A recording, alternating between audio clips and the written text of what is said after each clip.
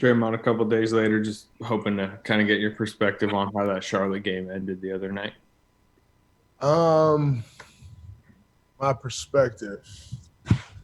My perspective is as such. It's changed over the past couple of days. I'd say immediately after that game, I was kind of pissed off. Just on my feelings of the whole situation. How the first tech went down is more so than the second tech were my initial feelings. And anger that came from the situation. As I sat and I thought about the situation and reassessed, as I had time to let the whole thing marinate and digest, I was dead ass wrong. Um, and not uh, that I was wrong, like I said, for the first tech per se, but once, whatever that situation is, once I had the first tech, I can't get the second tech. And so I was a bit disappointed. I'm still a bit disappointed in myself because, I think that whole situation bothered me. I know for sure it did. It bothered me more than being suspended from Game 5 of the NBA Finals in 2016. Um, and the reason it bothered me more than that is because, you can have your thoughts on the Game 5 situation. I for sure have my thoughts on the situation. Um, but this situation in particular, I had complete control over. And, you know, I let that control get away from me. And in turn, I let the game get away from myself and my teammates. And I think the reason it bothered me more was because obviously, like I said, your thoughts are your thoughts on the Game 5 situation. My thoughts are my thoughts. But, this young team, you know, winning an NBA game is not easy. Uh, and this young team has not had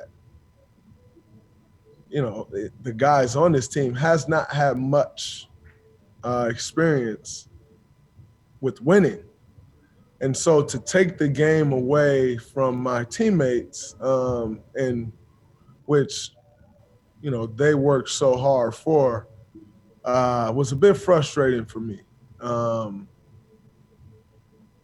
because I let them down. And another reason it was a bit frustrating for me, I think, when I think of the whole entire picture of all of this, if you type in Draymond Green uh, before, when was that game? Saturday? Yeah. Um, the first clip you'll see is me talking about the Drummond situation. And so to go from that situation to like what the next thing would be if you see of me, it's like two completely total different ends of the spectrum.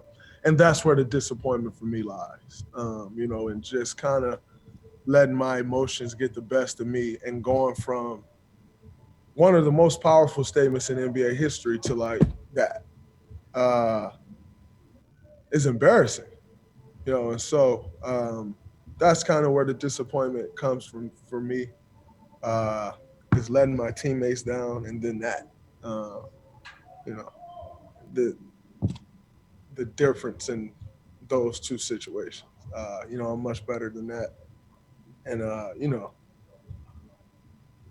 at I'm a completely different person than I was at 30. I mean, at 25 than I am at 30.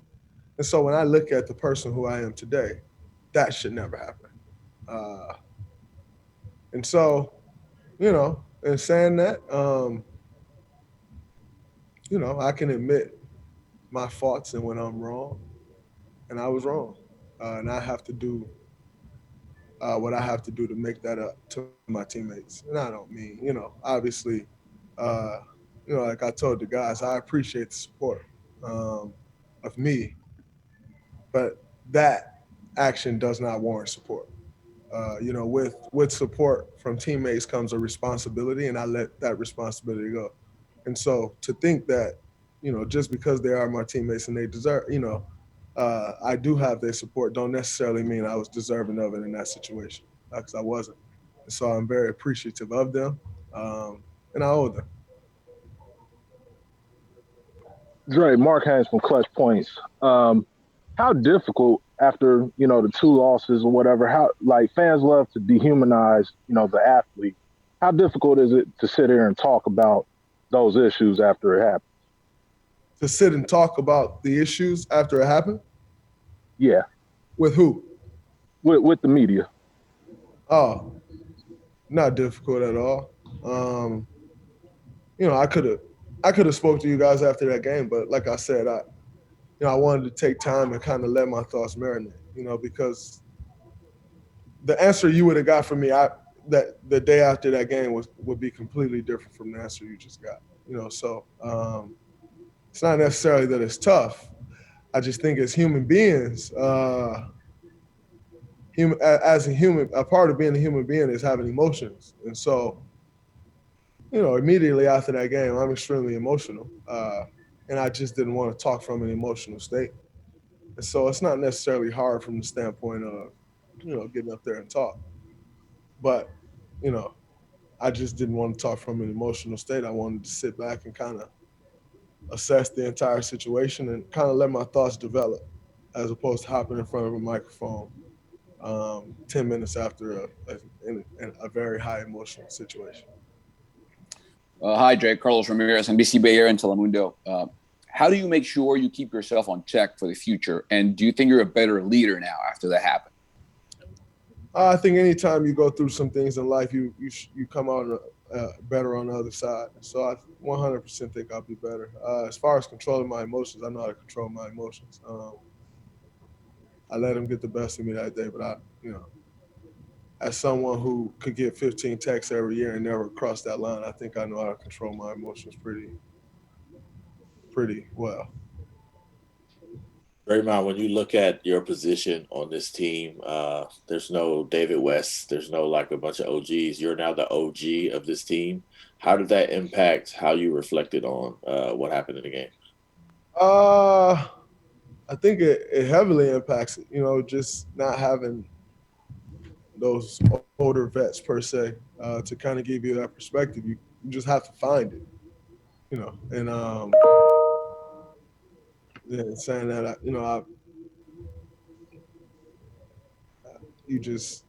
it's a completely different situation than I became accustomed to being in or being a part of. But you just have to find it, and it's all a part of growth. You're not going to stay the young guy forever. I think one thing's for certain in this life is we all get older, and that's just the nature of it. And so you just have to make that adjustment. Did you talk to someone, Dre, get perspective? Did someone give you a call, maybe a former coach or a teammate, to talk about what happened? I talked to a lot of people, but that's not where my perspective came from. My perspective kind of came from the thoughts and feelings that I had within. That's where my perspective came from. What's your sense on where this team? You mentioned the support from your teammates. What did that support? How did they give you that support? What was it like in the locker room after in the next day? We discussed what we discussed in the locker room. I think you could kind of see the support and talking with you guys. And yeah, that support is that support. But any other questions? I've said what I got to say about that situation. Yeah. What do you think about where this team is right now? I mean, obviously you're coming off 2 deflating losses. There have been bright spots within those losses, 16 and 15, getting the centers back. Just what's your general thought on where this team is? I think this team is getting better. Definitely 2 losses, that we should have had, both of them. And saying that, we didn't get either one of them. So you move forward. But overall, I like where this team is at. I think,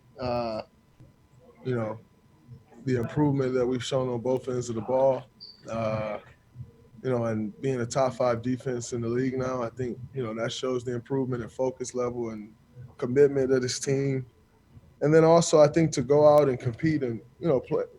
I mean, obviously, 2 days ago, we played that game without Steph and to still have an opportunity to win that game.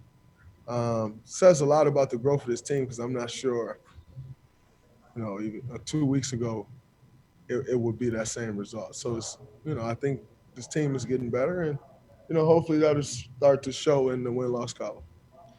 Draymond, offensively, where's your confidence? I'm of the mind that sometimes in the games you're taking your man, you're going coast to coast, you're hitting a big three, and at other times you're throwing your hands up.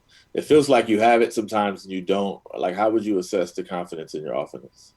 I think, there are times I think it's more of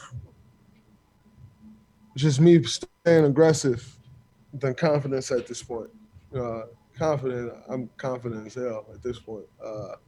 I think it's kind of the mindset, and essentially staying aggressive. When I get by a man and completely blow blind and possibly miss the shot, like not letting that affect the aggressiveness that I play with. And so I think when you kind of see me throw my hands up, it's obviously more so out of frustration. But in saying that, I think the most important thing for me is just to stay aggressive more so than worry about like, where my confidence is here. Like, I'm confident. I feel great about my game. Just staying aggressive and kind of keeping that mindset, that attack mind, that mindset of attacking. Just so I can get terminology right. But Marcus. Sorry, just so I get terminology right. What is it then that stops you from being aggressive if it's not a lack of confidence? I think picking and choosing those spots. When you play a certain way for so long, it's not easy to just kind of turn that mindset back on of like attacking. And so I think more so just kind of tapping back into that. It's just a completely different mindset in entering the game with it. It takes a little while for me to kind of just get that back all the time. And so, making that adjustment, but it's, I feel good about where I'm at. With so many games in the NBA season. Monty, last question. Go ahead. Last question. You never want to emphasize one game as being a quote unquote big game or anything, but there was a lot of talk about this road trip being a kind of a time for you guys to generate some momentum. Having lost those first two games, does that sort of make these next few games even that more important to you? I think anytime you lose a couple games, you want to stop the bleeding. And so, yes, they are very important. These next two are very important. In